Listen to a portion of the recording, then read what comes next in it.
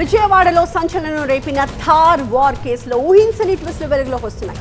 నడి రోడ్డుపై ఇద్దరు రిచ్ కిడ్స్ థార్ జీప్లతో ఒకరినొకరు ఢీకొంటూ అంతలా రెచ్చిపోవడానికి అసలు కారణాన్ని పోలీసులు కనిపెట్టారు. నిందితులైన రోహిత్ లింగంనేని అలాగే బొల్లా ఓంకార్లకు డ్రగ్స్ టెస్టులు చేయగా ఓంకార్కి డ్రగ్స్ పాజిటివ్ అని తేలింది. అంతేకాదు రోహిత్ థార్ వెహికల్లో స్టెరాయిడ్స్ లభించడం మరింత షాక్కి గురి చేస్తోంది. అంటే ఆ సమయంలో వారు నార్మల్ మైండ్ సెట్లో లేరని, డ్రగ్స్ హైలోనే ఈ బీభత్సం చేశారని తెలుస్తోంది. ప్రస్తుతం ఆ స్టెరాయిడ్స్ని ల్యాబ్కి పంపించారు. అసలు ఈ గొడవంతా ఒక అమ్మాయి మ్యాటర్తో మొదలైనట్టుగా విచారణలో తేలింది. ఒక అమ్మాయి విషయంలో రోహిత్ ఓంకార్ మధ్య మొదట వాట్సాప్లో తీవ్ర వాగ్వాదం జరిగింది. ఈ ఈగో ఫైట్ కాస్త నువ్వా నేనా అనే సవాల్గా మారి నడి రోడ్డుపైకి చేరింది. కార్లతో ఢీ కొట్టుకుంటూ స్థానికుల్ని భయభ్రాంతులకు గురి చేసిన ఇద్దరితో పాటుగా మరో యువకుడిని కూడా పోలీసులు అదుపులోకి తీసుకున్నారు.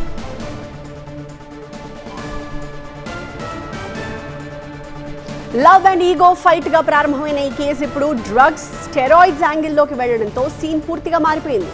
వీరి వెనక ఉన్న డార్క్ నెట్వర్క్ ఏంటి, వీరికి డ్రగ్స్ ఎక్కడి నుంచి సరఫరా అవుతున్నాయనే కోణంలో పోలీసులు లోతుగా దర్యాప్తు చేస్తున్నారు.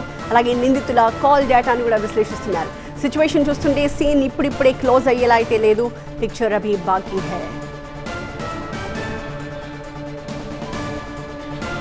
దీనికి సంబంధించిన లేటెస్ట్ అప్డేట్స్ మా ప్రతినిధి వసంత్ అందిస్తారు. వసంత్, సో ఒకరేమో డ్రగ్స్ పాజిటివ్ వచ్చింది, ఇంకొకరి కార్లో మనకి స్టెరాయిడ్స్ కనిపించాయి. వాళ్ళిద్దరి మీద ఎలాంటి కేసులు ఫైల్ చేస్తూ ఉన్నారు? వీళ్ళ వెనక ఏ నెట్వర్క్ ఉంది, ఎవరు వీళ్ళకి డ్రగ్స్ సప్లై చేశారనేది కూపి పోలీసులు లాగగలుగుతున్నారా? ఆ డీటెయిల్స్ వాళ్ళు ఏమైనా ఇస్తున్నారా? సో ప్రస్తుతం రోహిత్కి సంబంధించి అలాగే ఓంకార్ ఇద్దరిని కూడా పోలీసులు ప్రశ్నిస్తూ ఉన్నారు. వారికి సంబంధించి ప్రస్తుతం ర్యాపిడ్ టెస్ట్ కిట్లో చేసినటువంటి క్రమంలో రోహిత్ కుమార్కు నెగిటివ్ వచ్చింది, ఇటు ఓంకార్ అలియాస్ ఓంకి మాత్రం పాజిటివ్ వచ్చింది.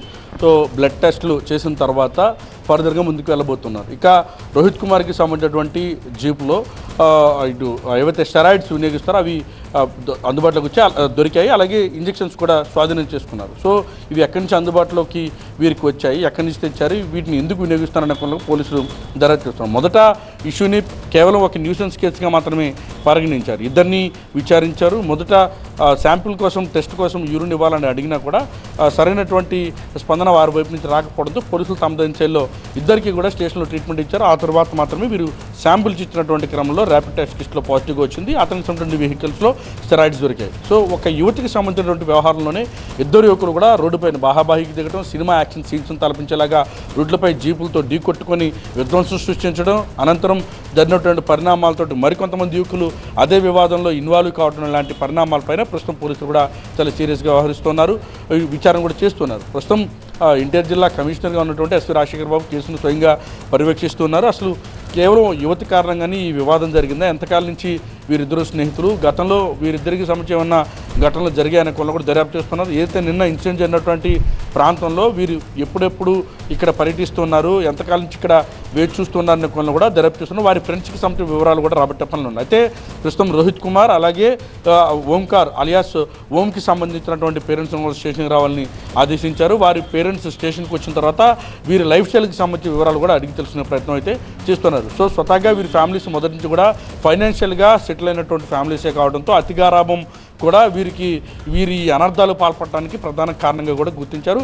సో ఉదయం టీవీ9తో పటమట సిఐ పవన్ కిషోర్ మాట్లాడుతున్నటువంటి క్రమంలో కూడా ఇద్దరికి కూడా 20-21 ఏళ్ల లోపు ఉన్నటువంటి యువకులు మాత్రమే. వీరికి ఇంత లగ్జరియస్ వెహికల్స్ ఇచ్చి రోడ్ల మీదకి వదిలేశారు. ఒకవేళ ఏ చిన్న ఘటన జరిగినా కూడా దానికి బాధ్యత ఎవరు వహిస్తారని కూడా ఆయన ప్రశ్నించారు. అయితే ఈ ఘటనకి కారణమైనటువంటి పేరెంట్స్ పైన కూడా అవసరమైతే చర్యలు తీసుకుంటాం, వారిని కూడా పిలిచి విచారిస్తాం, వారి స్టేట్మెంట్స్ కూడా రికార్డ్ చేస్తాం. మరోవైపు ప్రస్తుతం ఈ వివాదానికి కారణమైనటువంటి అంటే రోహిత్ కుమార్ ఇటు ఓంకి మధ్య ఏవైతే ఒక యువతికి సంబంధించి కారణమైందో ఆ యువతిని కూడా ప్రస్తుతం పోలీసులు సంప్రదిస్తున్నారు. ఆ యువతి ఎక్కడుంది, ప్రస్తుతం ఈ వివాదానికి గల కారణాలు ఏంటి, ఎవరిపై ఎవరు ఏం చెప్పారన్న కోణంలో కూడా దర్యాప్తు అయితే చేస్తున్నారు. సో ఈ మొదటి నుంచి ఈ వివాదం కాస్త కొంత సెన్సిటివ్గా ఉంది. మరోవైపు కేవలం న్యూసెన్స్ కేసుగా పరిగణిస్తే చివరికి కీలక మలుపులు తిరిగి ఈ వ్యవహారంలో డ్రగ్స్కి సంబంధించి వినియోగిస్తున్న మూలాలు వెలువరి రావడం పైన పోలీసులు సీరియస్గా దర్యాప్తు చేస్తున్నారు. ప్రస్తుతం ఇద్దరు కూడా పోలీసులు అదుపులోనే ఉన్నారు. ఈ దాడికి పాల్పడినట్టు మరో కూడా ఎవరైతే ఉన్నారో అతను కూడా పోలీసులు విచారిస్తున్నారు. వీరికి సంబంధించినటువంటి అన్ని వివరాలను రాబట్టే పనులు అయితే నిమగ్నమయ్యారు. Right, thank you Vasant. Moving to second news. Hyderabad లోని జవహర్ నగర్ డంపింగ్ యార్డ్ సమస్యకు శాశ్వత పరిష్కారమే లక్ష్యంగా కీలక అఖిలపక్ష సమావేశం జరిగింది. మల్కాజ్గిరి ఎంపీ ఈటెల రాజేందర్, మేడ్చల్ ఎమ్మెల్యే మల్లారెడ్డి నేతృత్వంలో జరిగిన ఈ సమావేశంలో రామ్కీ సంస్థ ప్రతినిధులు, ప్రభుత్వ అధికారులు పాల్గొన్నారు. డంపింగ్ యార్డ్ నిర్వహణను చూస్తున్న రామ్కీ సంస్థ తీరుపై ప్రజాప్రతినిధులు తీవ్ర ఆగ్రహం వ్యక్తం చేశారు. నగరంలోని చెత్త మొత్తాన్ని ఒకే ప్రాంతానికి ఎలా తరలిస్తారంటూ ఈటెల రాజేందర్ అధికారులను నిలదీశారు. కాలుష్యం పెరిగిపోయి ప్రజల ప్రాణాలు పోతున్న అధికారులు పట్టించుకోరా అని ప్రశ్నించారు. పొల్యూషన్ నీళ్ళు రాకుండా, స్మెల్ రాకుండా, వేస్ట్ కాకుండా చేసే పద్ధతి కోసం తప్పకుండా మేము ప్రయత్నం చేస్తాం. దీనికి ఒక శాశ్వత పరిష్కారం కోసం రాజకీయాలతో సంబంధం లేకుండా చేసే ప్రయత్నం చేస్తాం. గతంలో భారతీయ జనతా పార్టీ అనేక సంవత్సరాలు దీని మీద కొట్లాడింది, కేసులు అయినాయి, ఇవాళ జైలు పాలైనరు. కానీ ఈసారి మాత్రం ఈ ప్రాంతంలో నేను కూడా ఎంపీగా గెలిచిన కాబట్టి దీనికి ఒక శాశ్వత పరిష్కారం ఇచ్చేంత వరకు అవసరమైతే కేంద్ర ప్రభుత్వ సహాయ సహకారాలు కూడా అందించడానికి సిద్ధంగా ఉంది. దీని శాశ్వత పరిష్కారం చెప్పడానికి ఈ ప్రయత్నం జరుగుతుంది. ఎన్నిసార్లు మీటింగ్లు పెట్టినా, హెచ్చరించినా రామ్కీ సంస్థ వైఖరిలో మార్పు రావడం లేదని మల్లారెడ్డి మండిపడ్డారు. హైదరాబాద్ నగరం నలుమూలల నుంచి చెత్తనంతటిని తీసుకొచ్చి జవహర్ నగర్ లో వేయడం వల్ల స్థానిక ప్రజల ప్రాణాలు ప్రమాదంలో పడుతున్నాయని ఆవేదన వ్యక్తం చేశారు. ఎన్ని మీటింగులు జరిగినా ఉంటది. జవహర్ నగర్ డంపింగ్ యార్డు మోసం, దగా, ప్రజలను చంపుతున్నారు. వాళ్ళు నరరూప రాక్షసుల కంటే ఎక్కువ వాళ్ళు ఈ డంపింగ్ యార్డు రామ్కీ వాళ్ళు. నేను 20 సంవత్సరాల సన్ చూస్తున్నా. అప్పుడంటే చిన్న చిన్న గ్రామాలు ఉండే, ప్రజలు తక్కువ ఉండే. వాళ్ళు ఒక్కరే ఏక చక్రవర్తి లెక్క మొత్తం ప్రజలను చంపుతున్నారు. కోట్ల రూపాయలు దండుకుంటున్నారు. ఇదే అంశానికి సంబంధించి మరిన్ని అప్డేట్స్ మా ప్రతినిధి వాసు అందిస్తారు. వాసు, గతంలో చాలా మీటింగ్లు జరిగినా కూడా రామ్కీ సంస్థ తీరు ఏమాత్రం మారలేదు అని చెప్పి ఆరోపిస్తున్నారు అక్కడ ఉన్న ప్రజలు, అధికారులు కూడా. సో ఇప్పుడు జరిగిన ఈ మీటింగ్ తో జవహర్ నగర్ డంపింగ్ యార్డ్ సంస్థకి ఏమైనా ఎండ్ కార్డ్ పడే అవకాశం ఉందా?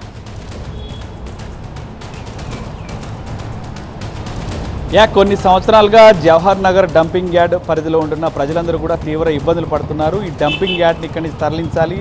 సో ఇప్పటికే అనారోగ్య బారిన పడుతున్నాం. దాంతోపాటుగా గాలి కాలుష్యం, నీటికి సంబంధించి నీరు కూడా మొత్తం కూడా కలుషితం అయిపోతుందంటూ చాలా సంవత్సరాలుగా వాళ్ళు గగ్గోలు పెడుతున్న సిచ్యువేషన్ నెలకొంది. ఈ నేపథ్యంలోనే CM Revanth Reddy Malkajgiri municipal corporation Vinay కృష్ణారెడ్డికి బాధ్యతలు అప్పచెప్పారు. ఆయన అఖిల పక్షాన్ని అన్నింటిని కూడా పిలిచారు. అఖిల పక్షానికి సంబంధించి ఇటు బీఆర్ఎస్ నుంచి మేడ్చల్ ఎమ్మెల్యే మల్లారెడ్డి, అదేవిధంగా ఎంపీగా ఉన్న ఈటెల రాజేందర్ పాల్గొన్నారు. ఆయనతో పాటుగా కాంగ్రెస్ పార్టీ మేడ్చల్ జిల్లా అధ్యక్షులతో పాటు మొత్తం అఖిలపక్ష నాయకులందరినీ తీసుకొని ఈరోజు ఎక్కడైతే ఈ ఇబ్బంది తలెత్తుతుందో ఆ జవహర్ నగర్ డంపింగ్ యార్డ్ వద్ద రామ్కీ ప్రతినిధులతో సమావేశమయ్యారు. సో ఇటు ప్రజల నుంచి వస్తున్న ఇబ్బందులు, అదేవిధంగా రాజకీయ అఖిలపక్ష నాయకులు చెప్తున్న ఇబ్బందులు అన్నీ కూడా రామ్కీ ప్రతినిధులతో పూర్తిగా చర్చించారు. ఇటు రామ్కీ ప్రతినిధులు కూడా కొంత స్పష్టత ఇచ్చే అవకాశం చేశారు.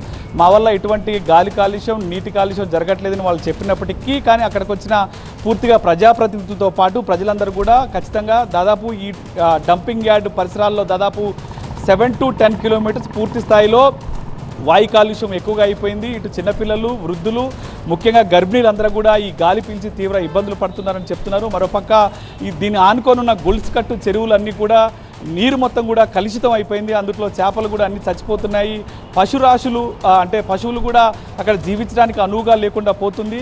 సో ఏళ్ల తరబడి ఈ ప్రాబ్లం ఇక్కడ ఉందంటే చెప్పారు. కొంతమంది ఎవరైతే ఈటెల రాజేందర్ కావచ్చు, మల్లారెడ్డి కొన్ని ఇష్యూస్ లేవనెత్తారు. ఇటు రామ్కీ సంస్థకి ఫస్ట్ ఏదైతే అగ్రిమెంట్ ఉందో అగ్రిమెంట్లో చేయాల్సిన విధంగా ఇటు చెత్తకు సంబంధించిన రీసైక్లింగ్ జరగట్లేదు.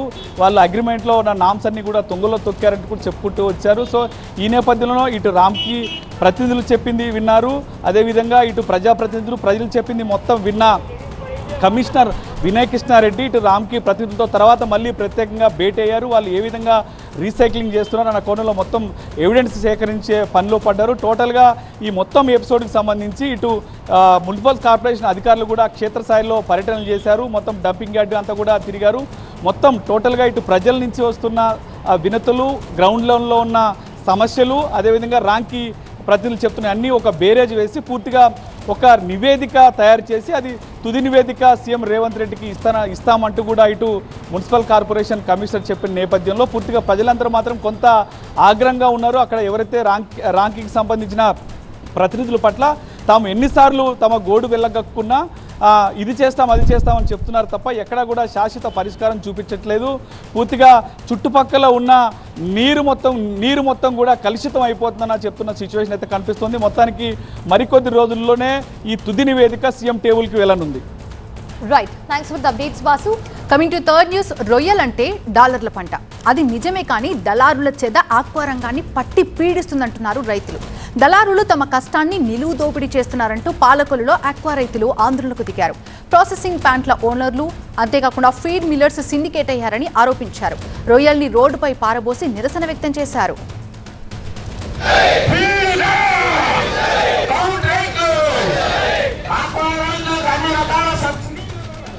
ఫీడ్ ధరలు పెంచి కొనుగోలు ధరలు తగ్గించడంపై ఆక్వా రైతులు ఆగ్రహం వ్యక్తం చేశారు. ప్రభుత్వం వెంటనే స్పందించి అక్రమార్కులపై చర్యలు తీసుకోవాలని, ఆక్వా రైతును ఆదుకోవాలంటూ డిమాండ్ చేస్తున్నారు.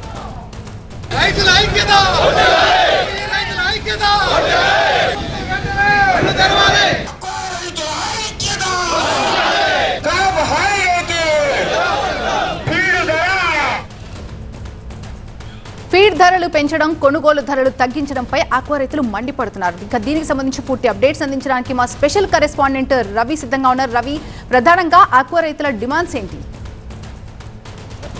ఆక్వా రాజధానిగా పేరుగాంచినటువంటి గోదావరి జిల్లాలో ఆక్వా రైతు కడుపు మండిందని చెప్పుకోవచ్చు. ఈ రోజున తాను పండించిన పంట, ప్రధానంగా డాలర్ల పంట, దాన్ని కూడా రోడ్డు పాలు చేసేటువంటి పరిస్థితికి ఆక్వా రైతు వచ్చాడంటే దాని వెనకున్నటువంటి బాధలు, కష్టాలు ఒకసారి మనం రైతులతో కూడా మాట్లాడదాం. సార్ చెప్పండి, డాలర్ల పంట అంటారు కానీ మీరు రోడ్డు మీద పారబోస్తున్నారు, ఏంటి పరిస్థితి? అందరికీ అదే ఆశ్చర్యం. రొయ్యల రైతు అంటే కోటీశ్వరుడు, కోట్లు సంపాదించాలనే ఉండటం వల్ల ఇవాళ మేము దిగజారిపోయి ఇవాళ రోడ్లు ఎక్కల పరిస్థితి. డాలర్ల పంట ఎవరికి? డాలర్ల పంట ప్రాసెసింగ్ ప్లాంట్లకి, ఫీడ్ ప్లాంట్లకి, హ్యాచరీస్కి డాలర్ల పంట. రైతుకి డాలర్ల పంట కాదు, రైతుని తనగదొక్కుతున్నారు. ఈరోజు 10 సంవత్సరాల కింద 250 రూపాయలు ఉన్న రొయ్యి రేటు ఈరోజు అదే రొయ్యి రేటు. ఆ రోజు 1500 రూపాయలు ఉన్న మేత బస్తా ఇవాళ 2700.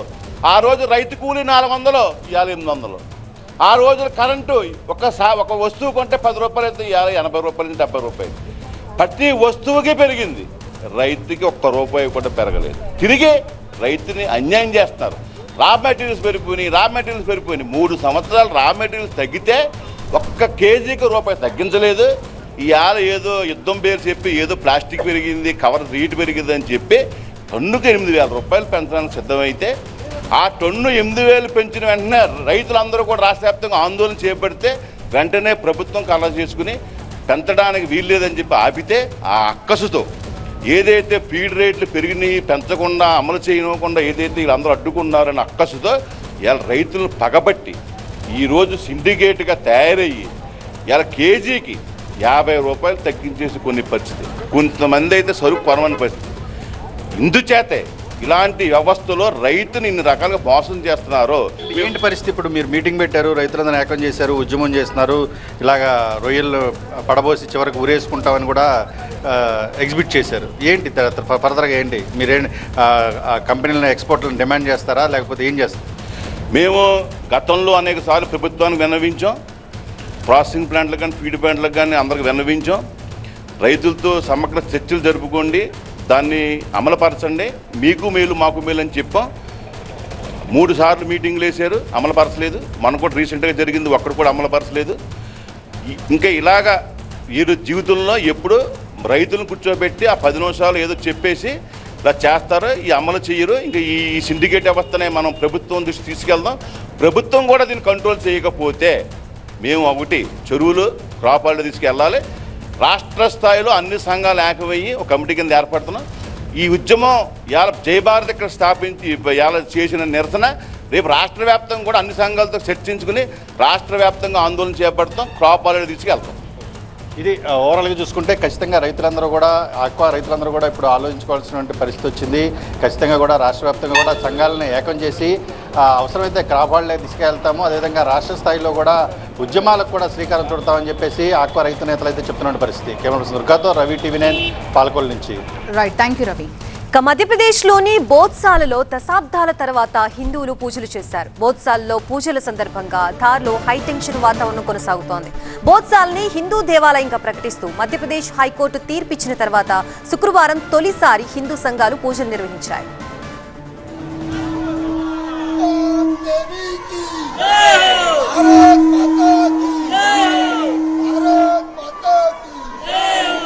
ముస్లింలు నమాజ్ చేసుకోవడానికి హైకోర్టు అనుమతి నిరాకరించింది. మసీదు నిర్మాణం కోసం వేరే స్థలాన్ని కేటాయించాలని ప్రభుత్వానికి ముస్లింలు దరఖాస్తు చేసుకోవచ్చని హైకోర్టు సూచించింది. శుక్రవారం కావడంతో ముస్లింలు కూడా ప్రార్థనలు చేసుకోవడానికి వస్తారన్న అనుమానంతో పోలీసులు భారీ భద్రతా ఏర్పాట్లు చేశారు. దారిలో అశ్వదళంలో ఫ్లాగ్ మార్చ్ కూడా నిర్వహించారు. అల్లరి మూకలపై పోలీసులు గట్టి నిఘా పెట్టారు.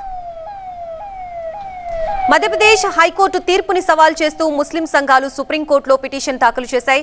వందలాది మంది బోధ్సాలలో వాగ్దేవి విగ్రహానికి పూజలు చేశారు. లండన్లో ఉన్న అసలైన విగ్రహాన్ని బోధ్సాలకు తీసుకురావాలని హిందూ సంఘాలు కేంద్రాన్ని డిమాండ్ చేస్తున్నాయి. ఇదే అంశానికి సంబంధించి మనకి పూర్తి అప్డేట్స్ అందించడానికి మా బ్యూరో చీఫ్ గోపి సిద్ధంగా ఉన్నారు. గోపి, తొలిసారిగా బోధ్సాల్లో హిందూ సంఘాలు పూజలు చేస్తున్న నేపథ్యంలో భద్రతా ఏర్పాట్లు ఏ విధంగా చేశారు, హిందూ సంఘాల డిమాండ్స్ ఏంటి, అలాగే ముస్లింలకి హైకోర్టు ఎటువంటి క్లియరెన్స్ ఇచ్చింది, నెక్స్ట్ స్టెప్ ఏం చేయబోతున్నారు వాళ్ళు?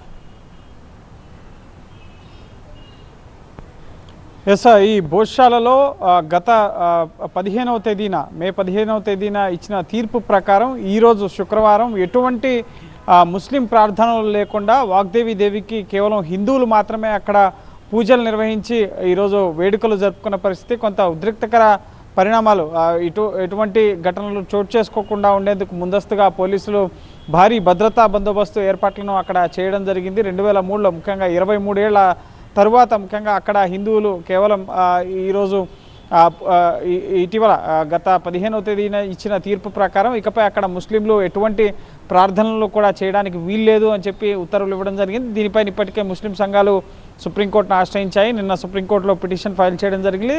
దానిపైన త్వరలో విచారణ కూడా జరగబోతోంది. అయితే హిందూ సంఘాలు మాత్రం ముఖ్యంగా వాగ్దేవి యొక్క అసలైన విగ్రహం ఫారెన్లో ఉంది, సో దాన్ని వెనక్కి తీసుకురావాలన్న డిమాండ్ని సైతం ఇప్పుడు వినిపిస్తున్నారు. అలాగే సుప్రీంకోర్టులో కూడా ఆర్కియాలజికల్ సర్వే 2003లో ఇచ్చిన ఉత్తర్వుల ప్రకారం అక్కడ మంగళవారం హిందువులు అలాగే శుక్రవారం ముస్లింలు రెండు వర్గాలు కూడా పూజా కార్యక్రమాలు ప్రార్థనలు చేసుకోవడానికి అనుమతి ఉంది. కానీ ఇటీవల దాన్ని సవాల్ చేస్తూ హిందువులు సంఘాలు దాఖలు చేసిన పిటిషన్ పైన గత మే 15వ తేదీన హైకోర్టు ఇచ్చిన తీర్పు ప్రకారం ఇకపై ముస్లింలు అక్కడ ఎటువంటి ప్రార్థనలు చేయడానికి లేదు, వారికి ఆల్టర్నేట్గా వేరొక స్థలాన్ని కేటాయించాలని చెప్పి అధికార యంత్రాంగానికి హైకోర్టు సూచించడం జరిగింది. అయితే దాన్ని ముస్లిం సంఘాలు అభ్యంతరం వ్యక్తం చేస్తూ సుప్రీంకోర్టుకు వచ్చిన పరిస్థితి. ఇక్కడ ఈరోజు సిమిలర్గా ఢిల్లీలో కూడా పీతంపురాలో ఒక డిడిఏ కాలనీ ఫ్లాట్స్కి సంబంధించిన ప్రాంతంలో మదర్సా నిర్మాణం జరుగుతుంది అన్న ఉద్దేశంలో భాగంగా ఇక్కడ కూడా కొంత శుక్రవారం రోజు ఆందోళన కార్యక్రమాలు జరిగాయి. ముఖ్యంగా ఈ మదర్సాని తొలగించేందుకు అక్కడ నిర్మిస్తున్న గోడల్ని కూల్చివేయడం జరిగింది. ఎమ్మెల్యే కర్నల్ సింగ్ వెళ్ళి అక్కడ గోడల్ని కూల్చివేసి హనుమాన్ చాలీసా పఠించడం జరిగింది. సో ఢిల్లీలో కూడా మరొక అంశం వెలుగులోకి రావడం జరిగింది. ఇప్పటికే ఈ విధంగా మతపరమైన ప్రార్థనా స్థలాలకు సంబంధించి గతంలో వారణాసి కాశీలో మసీద్ వివాదం ఉండేది, ఆ తర్వాత ఇటు మధురలో శ్రీకృష్ణ జన్మస్థానం అక్కడ కూడా ఒక మసీదు ఉంది, అయోధ్య రామ మందిర వివాదం. సో ఈ విధంగా వరుసగా ఇటువంటి అంశాలు తెర మీదకి వస్తున్న పరిస్థితుల నేపథ్యంలో వీటికి సంబంధించిన న్యాయపరమైన పోరాటాలు కూడా కోర్టులో జరుగుతున్న పరిస్థితి ఉంది. ఇప్పుడు ఈ బోధ్శాలకు సంబంధించిన వ్యవహారం కూడా సుప్రీంకోర్టుకు చేరింది. ఇప్పుడు పీతంపుర ఢిల్లీలో ఉన్న వ్యవహారం కూడా కోర్టుకు వెళ్ళే అవకాశం కనిపిస్తుంది. సో చూడాలి న్యాయస్థానం, సర్వోన్నత న్యాయస్థానంలో ఎటువంటి ఉత్తర్వులు ఈ కేసులకు సంబంధించి వస్తాయనేది మనం వేచి చూడాలి. Thank you Gopi. కాసేపట్లో SRH versus RCB high voltage match జరగబోతోంది. హోటల్ నుంచి స్టేడియంకు బయలుదేరారు ఆర్సీబీ టీం మెంబర్స్. ఈ సీజన్లో హైదరాబాద్లో ఇదే ఆఖరి మ్యాచ్. ఇప్పటికే ప్లే ఆఫ్స్కి క్వాలిఫై అయింది ఎస్ఆర్హెచ్. ఆర్సీబీ పాయింట్స్ టేబుల్లో 3rd ప్లేస్లో ఉంది సన్ రైజర్స్. ఆర్సీబీపై గెలిచి 2వ స్థానానికి వెళ్లేందుకు హోమ్ గ్రౌండ్లో ఎస్ఆర్హెచ్ ఫైట్ చేస్తోంది. స్ట్రాంగ్ బ్యాటింగ్ లైనప్తో కాసేపట్లో బరిలోకి దిగబోతున్నాయి రెండు టీమ్స్. కోహ్లీ ఆట తీరును నేరుగా చూసేందుకు ఆర్సీబీ ఫ్యాన్స్ పోటెత్తుతున్నారు. హై వోల్టేజ్ మ్యాచ్ టికెట్ల కోసం పోటీ పడ్డారు లక్షలాది మంది ఫ్యాన్స్. ఆఖరి క్షణంలోనూ వయోగోగోలో టికెట్లు వేలల్లో రేట్లలో కనిపించాయి. ఐపీఎల్లో ఇన్ని మ్యాచ్లు ఒక లెక్క, ఇవాల్టి మ్యాచ్ ఒక లెక్క అన్నట్టుగా ఫీల్ అవుతున్నారు క్రికెట్ ఫ్యాన్స్. ఉప్పల్ స్టేడియంలో కాసేపట్లో చివరి మ్యాచ్ జరుగుతుంది. ఈ సీజన్లో హైదరాబాద్లో జరగనున్న చివరి మ్యాచ్ కావడం, అది హాట్ ఫేవరెట్ అయిన హైదరాబాద్ బెంగళూరు జట్ల మధ్య జరుగుతుండటంతో మ్యాచ్కు భారీ క్రేజ్ ఏర్పడింది. ఐపీఎల్లో 2 క్వాలిఫైయర్ మ్యాచ్లుంటాయి. తొలి క్వాలిఫైయర్లో గెలిచిన జట్టు నేరుగా ఫైనల్కు చేరుకుంటుంది. ఓడినా రెండో క్వాలిఫైయర్లో ఆడే అవకాశం ఉంటుంది. ఫస్ట్ క్వాలిఫైయర్లో ఆడాలంటే పాయింట్ల పట్టికలో టాప్ 2లో ఉండాలి. ఈ సీజన్లో ఏ జట్లు అక్కడ ఉంటాయో తేల్చే మ్యాచ్కు ఉప్పల్ వేదికగా నిలిచింది. అందుకే ఈ మ్యాచ్కు అంత క్రేజ్. మా ప్రతినిధి జ్యోతితో లైవ్ లో మాట్లాడదాం. జ్యోతి, హోమ్ టౌన్ లో జరిగే చివరి మ్యాచ్ కాబట్టి ఫ్యాన్స్ సందడి ఎలాగుంది? అలాగే ఇరు జట్లకు ఇది చివరి లీగ్ మ్యాచ్ కాబట్టి ఫ్యాన్స్ ఏమంటున్నారు? ఎవరిది పైచేయి అవుతుంది అని అంటున్నారు? మొదటి 2 స్థానాల కోసం పోటీ తీవ్రంగా ఉండే అవకాశం ఉందా? ఎస్, ఖచ్చితంగా సంధ్య. ఇప్పటివరకు జరిగినటువంటి మ్యాచ్లు ఒక లెక్క, ఈ రోజు జరిగేటటువంటి మ్యాచ్ మాత్రం ఒక లెక్క అని చెప్పేసి ఫ్యాన్స్ చెప్తూ ఉన్నారు. ఇప్పటికే ఉప్పల్ స్టేడియానికి మాత్రం ఫ్యాన్స్ వస్తున్నటువంటి ఆ సందడి మనం ఇక్కడ చూస్తూ ఉన్నాము.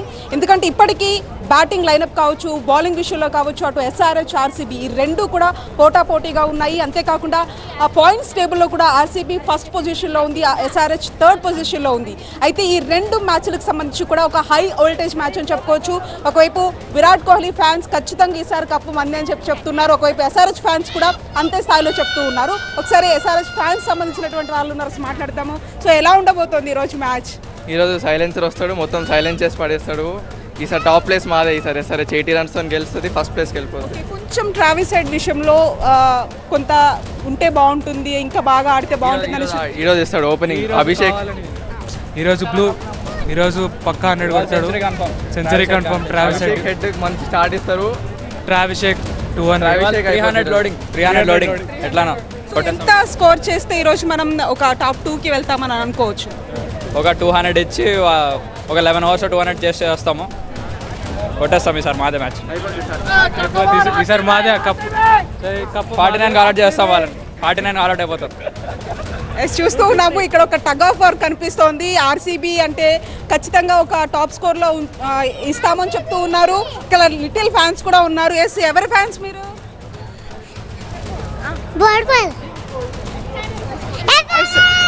ఎస్, మొత్తానికి ఇది పరిస్థితి సంధ్య. చాలా ఒక ఉత్కంఠభరితమైనటువంటి కాంపిటీషన్ అనుకోవచ్చు, ఒక మ్యాచ్ అనుకోవచ్చు ఇక్కడ జరగబోతుంది. దానికి ఫ్యాన్స్ అంతా కూడా ఇక్కడికి వస్తున్నటువంటి ఆ సిచ్యువేషన్ ఇక్కడ మనం చూస్తూ ఉన్నాము.